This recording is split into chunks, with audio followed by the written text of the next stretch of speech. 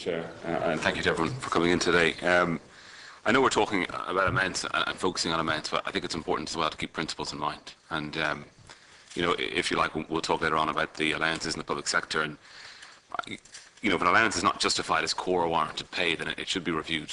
I think, and if there's an expense for a TD or a senator that's not vouched, then it should be vouched.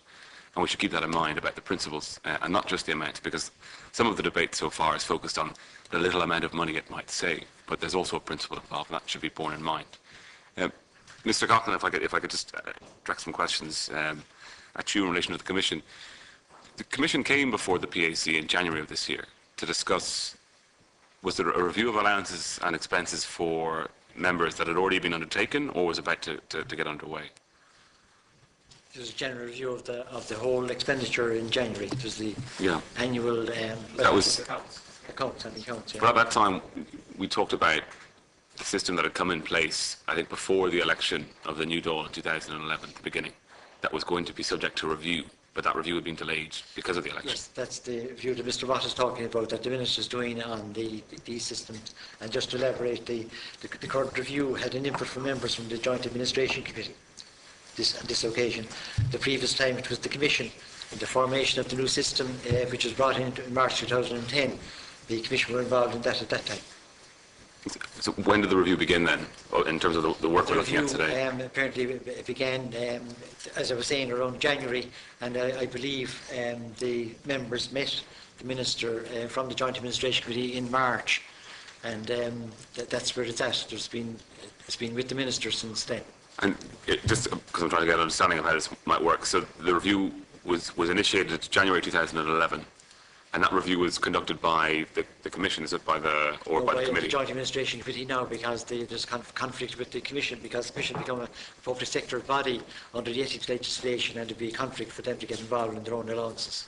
And so who sits then on that committee? Is that made up of members of? Of the Dáil, obviously, and Senate, yeah. Okay. And so that committee then would have reviewed the different... Yes, it took input from members and from our own people as well, the administrative ones arising from the external audit. There were some issues that came up, and they met the Minister, I believe. They made a submission and then they met the Minister. And how did they take in input from members? From I presume they were aware of the... I mean, I don't know how global it was, but I mean, they certainly had enough to talk about anyway. Okay, but was a request issued for input or to members of the Oireachtas? Not just from members of the Oireachtas, obviously. But was our input requested at the time? Was it requested from the members? I'm not too sure about the mechanism actually, but... Okay, then that was completed and then brought to Minister Hanlon in March. It was, yeah. There was a meeting apparently. But this review was always going to happen, was it, because of the new system that was put in place? When the scheme came in, it was anticipated that it was certain elements were so new that they would be reviewed, and there was obviously teething problems and so on with the changes that were made then. Okay. And the view was that it would be reviewed in the 12 months, but the election in February 11 intervened with that.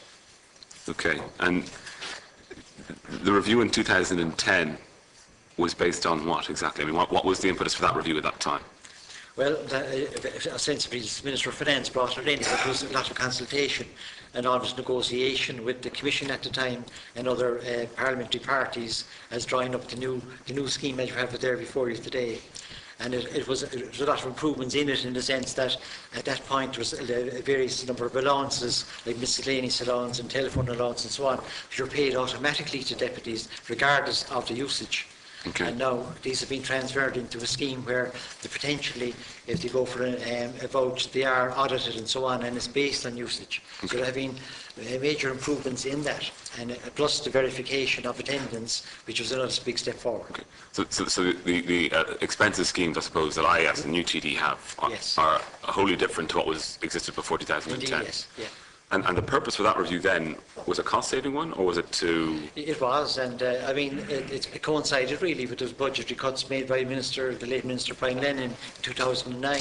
Okay. And effectively they coincided with the new scheme coming in. And there's I think it's estimated about roughly a million a year saving on that alone. Okay, but was that the first review then undertaken, say, since 2008? Was it only in 2010 that there was a decision to... Yeah, well, I mean, the scheme has been under review over years at various legislative points, you know. Okay. But that was the first major review, yes. And was it the first major reduction then in costs, I suppose? I mean, It was, yeah. it was. And that happened in 2010. Yes. And then the purpose of the review that was just undertaken this year was to... Well, I suppose to fine-tune the new system, and there are teething problems with it in certain aspects of it. And as you say, it is coming out today now that the emphasis should be on more vouching and so on, you know. Mm-hmm. So, as I say, it's probably better all round to follow the practice in other parliaments and go for an external body to review it. Because I think it does suffer from the fact that it seems to be drawn up, with all due respect to the Minister, within the political atmosphere, or ballpark anyway. And you talked about teething problems then that have been identified with the new system. Where would they be? Well, they range really. I suppose the members sit around the table would be able to tell you more about them than I would really. But I mean, the fobbing and the days rural members felt they're at a disadvantage because Dublin people obviously can check in on a daily basis, and the rural ones wouldn't be able to, and so on. And there seemed to be a disparity in getting to the required minimum 120 days and so on. I want to come back to the implementation body idea in just a second, but what's the purpose of the fobbing in? To verify a deputy's attendance in the Dáil. Why is that important, though? I mean, to show that they were here, you see. Obviously, I mean... No, I know, but I mean, is it a trust thing? People don't trust the chairman? Oh, yeah, well, sure, I mean, that's endemic, unfortunately, in the system outside that. Is it unusual, though, in Ireland to have a fobbing in system? Well, it was a means of recording attendance. You can still record it. You don't have to fob. You can sign in as well. But I mean, that was tried in the 1980s, and it was resisted by members at the time, because who have a strong view, like as members of Parliament, they shouldn't have to clock in like employees and so on. You know. It was tried in the UK and it wasn't successful. I mean, they didn't adopt it there. But they have much more strict regime now because they moved it all outside. So. Because of what, sorry? They've gone independent. The rates and so on are set independently, and they're implemented by an independent body. It's expensive, but it's much more exacting on an MP now to claim allowances. Do we know, as it stands, in terms of, say, the expense system that we operate here, do you know how it compares to other countries? Have we done that work yet? We have kind of historical work about the level of the rates, and they're relatively generous compared to other parliaments. How historical is that? I mean, in terms of... It goes back to 2007, which is not a great comparison. And you mentioned in your opening statement about the idea about an independent body. Yes. What would that mean then, in effect? Well, it was there before in the higher review body remuneration, with all the salaries of the judiciary and politicians and so on. And ministers were reviewed on a periodic basis by the higher review body, and they used to members' allowances as well at one point. And because the Minister of Finance would make submissions on behalf of members, which came from the Dáil CPP committee at that particular time, and they were evaluated then in the light of benchmark against business practice in Ireland, in contemporary Ireland at the time. And when did that change? When did it lose its independence? It changed because mainly ministers tended to not wait for the review, and they increased unilaterally some of the allowances at the time. And so at a certain point in 1996, the review body said it wouldn't consider the improvement in allowances anymore. So it was a decision made by the review body itself, yeah, exactly, that it wasn't going to do that work. Because there's no point, because the government of the time, various ministers of finance, weren't waiting for the period of review.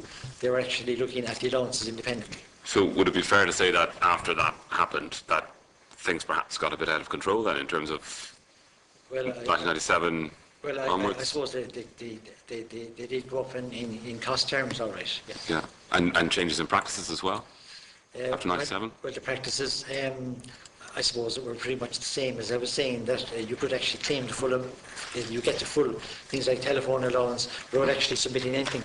You just got the allowance and there was no vouching. And there's obviously then to be 100% take-up, and that's not the case now. Okay. And the independent leaders allowance was a part of that? Well, that's separate legislation under Mr. Watt's area, but that was increased significantly as well at the same time. And that legislation came in 2001? No, the leaders' allowance goes back further. But the independent leaders' allowance, I mean, that amount was, the 41,000 on vouchers. 2001, yeah, but that allowance has been there for some time. But it increased in 2001. Did it increase in 1996 as well? Okay. By almost, from memory now, by almost 260%. By 260%. Yeah, that was my just from recollection. Yeah. From what period was that increase? That's 1996 now. Okay. And that will come into effect in 1997 then, is that how that would work? Exactly. Yeah, okay. And then that corresponds as well, because that corresponds to an allowance paid for each TD elected, say, to a party, does it? That's right. But that's a different amount.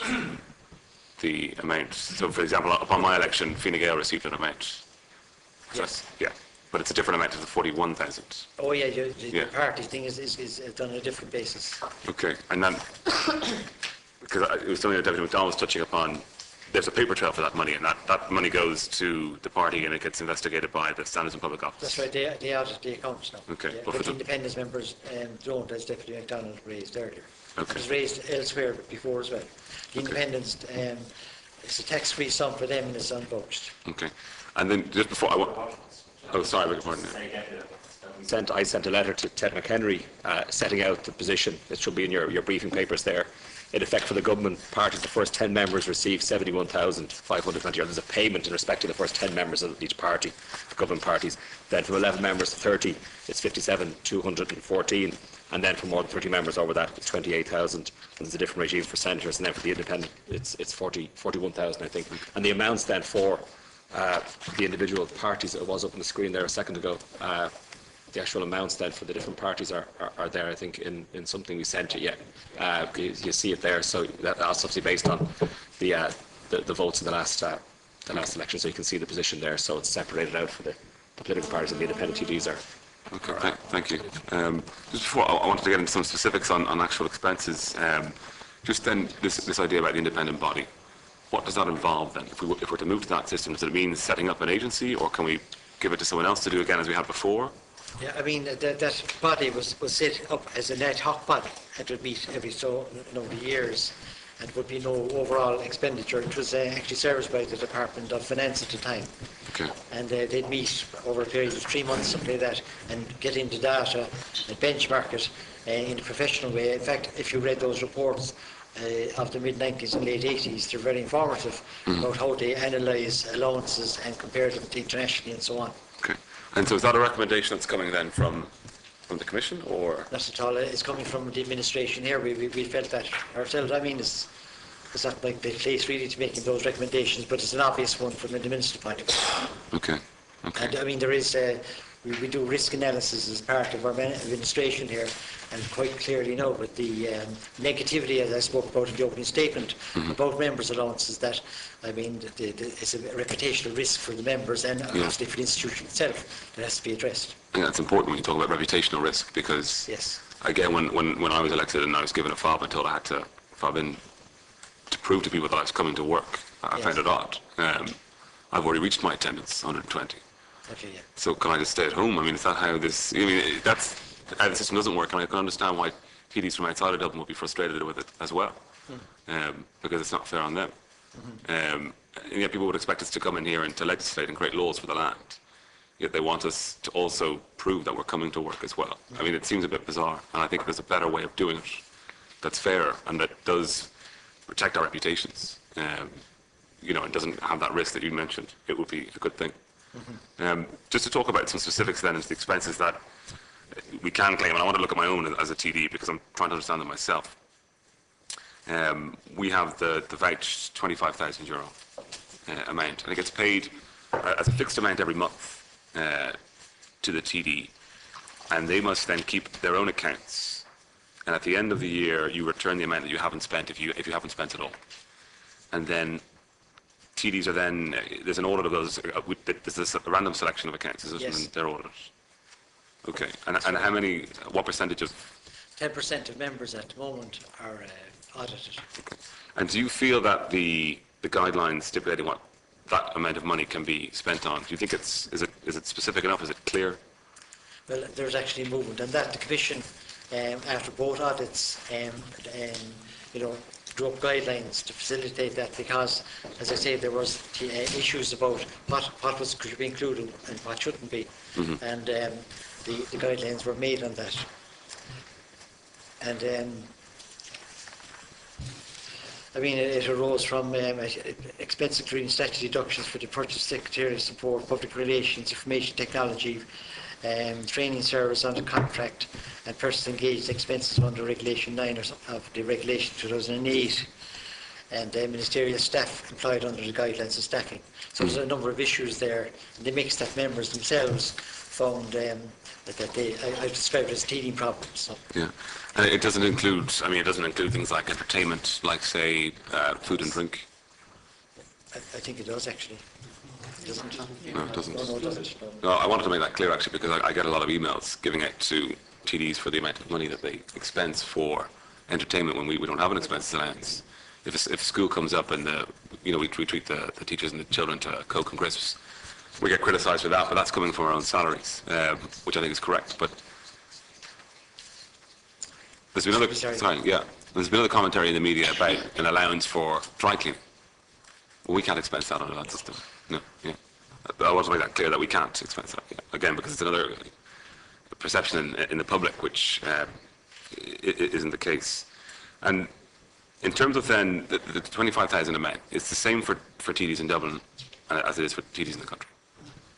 25,000 euro. Same. Yeah. And was it ever discussed about having a differentiation between, say, those living in urban areas and those living in rural areas? For example, say because the rent of office spaces is that much higher in Dublin. Was there any talk between rural and city? 25,000. No, there was no as between rural and city. Yeah, I mean, for example, In because terms of rents. office costs. No, because say for rent, for example, is higher in Dublin. Say there was no differentiation thought of for that reason, say, or. Well, I mean, a number of the Dublin TDs would base themselves in Lantern House, so they didn't have excessive office costs. And then in terms of. And in fact, it was a negotiated settlement because, as you know, there are 226 members in here with different business models doing things differently. So trying to find a common solution was. And is that where the 15,000? Is that where the 15,000 unvouched came from then? Is that why the 15,000 unvouched in terms of that allowance? Is that where that came from? You talked about a negotiation of trying to. I'm just trying to understand where the figures come from. Well, originally the vouched unvouched model came about from, if I recall correctly, a report by Good Bodies in 2006. I think they spoke about a vouched and unvouched model, and that kind of travelled through various sets of negotiations and eventually became the model that was adopted. What was the Good Bodies report? It was something commissioned from. It was a study undertaken of members' allowances by a firm called Good Body that were commissioned by the houses. By the houses to do that. Yeah. And the purpose of that was to get an idea of. Well, at the time, I think there were a number of concerns amongst members that the allowances weren't high enough. And that was in 2006? Yeah. Okay. Thank you. And then what about real-time reporting or real-time expensing? Has that been considered? In terms of, as you incur the expense, that is when it is then reported. Yeah. For example, that you wouldn't wait till the end of the year. You might do it on a weekly basis or a monthly basis. This is proof of the rent I paid for my office, or this is, proof of the telephone costs. Part of the scheme, you see, there was actually staff savings because it was in the year reconciliations. We made savings of 150,000 a year on the staffing. So there's a more streamlined administration from our perspective in regards to being end of year. I mean, that was one of the reasons advance for it, It was cheaper to do it end of year than to be doing it on a regular basis. Yeah. When was that decision made? Well, when the system was brought in, it's one of the features of it. Of the new system in 2010? Yeah. Okay, but there was never a thought about, say, real-time reporting electronically, for example, whereby... I mean, it would be possible to do that in the review, of course. Yeah. But you use hold receipts anyway, of course. I mean, I know you're not saying that you won't hold them, but you have to hold them for the audit anyway, so... Yeah. Well, no, I accept that, but just in the interest of transparency, I mean, these things come up, and this will continue to come up, the amount of money that TDs and senators are expensing or in the course of their jobs, and the end of year taking 10%. It's too low. Yeah, I think if there was a more regular, if people were able to see on a more regular basis exactly what was being incurred as an expense and why, they'd be able to check in and keep an eye on us, because that's what we want as well. Yeah, yeah. My colleague here will very good. Chairman, the situation at the moment is that members hold their own receipts. So, and that's the principle, and subject to 10% of those on the vouched amount being audited. If at some stage there's a policy decision to change away from that towards a fully vouched system, well, then real-time invoicing would, of course, be an actual option. But would it, I mean, is that a recommendation that comes, you said policy, is it one that comes from the joint committee, or is it one that comes from? No, it'll be whatever the Minister decides. It'll come from the Minister's office in terms of the recommendation to, if there are to be any changes, what those changes are to be. If there's a move away from a system where the members hold their own receipts, then obviously you need some way of getting those receipts into the system. And at that stage, then somebody will look at the economics of doing it the way you just suggested, which I think is the way they do it in IPSA in the UK. Okay. Remind of your time, Deputy. Well, sorry, no, because I want to come back in if I can about the civil service. Thank you. Deputy.